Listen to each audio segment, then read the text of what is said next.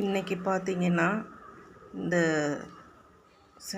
பாசிப்பருப்பு கலரும் லைட்டு கிளிப்பச்சை கலரும் சேர்ந்து இந்த கூடை பெரிய கூடை ஒன்று ஆரம்பிச்சிருக்கிறேன். இதுக்கு ஒயர் 11 அடி வெட்டிக்கணும். இந்த பாசிப்பருப்பு கலரில் 32 ஒயர் வெட்டிக்கணும். இந்த கிளிப்பச்சை கலரில் 30 ஒயர் வெட்டிக்கணும். இதில் சாதா நாட்டாக போட்டு அதை கிராஸாக ஜாயின் பண்ணிக்கணும். கிராஸாக போடும்போது நம்மளுக்கு இந்த ஓரத்தில் இப்படி கிராஸாக தான் வரும். நம்ம லாஸ்ட்டில் இந்த பாசிப்பருப்பு கலரில் முடிச்சிருக்கிறேன். முடிச்சுட்டு முக்கு திருப்புறது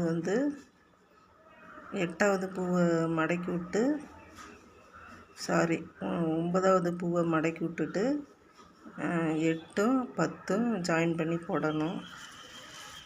இந்த சைடு ஒரே ஒரு இது போட்டிருக்கிறேன் பாருங்க. இது கீழே அடி சாதாவாக போட்டு கிராஸாக ஜாயின் பண்ணிட்டேன். மேலே வரும்போது பிளமுள்ள மாற்றி போடணும். இந்த சாதா கிளிப்பச்சை வர்றதெல்லாம் பிளமுள்ள போடணும். இங்கே ஒன்று, இங்கே 2 போட்டிருக்கிறேன் பாருங்கள்.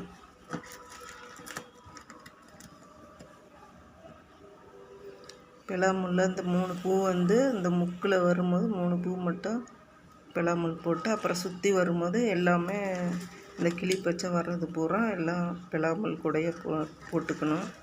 இந்த பிளாமுள்ளுங்கிறது மல்லிகைப்பூ முடிச்சணுன்னு சொல்லுவாங்க. இந்த கலர் காம்பினேஷன் எல்லோரும் பிடிச்சிருந்துச்சுன்னா எல்லாம் லைக் பண்ணுங்கள், ஷேர் பண்ணுங்கள், சப்ஸ்கிரைப் பண்ணுங்கள்.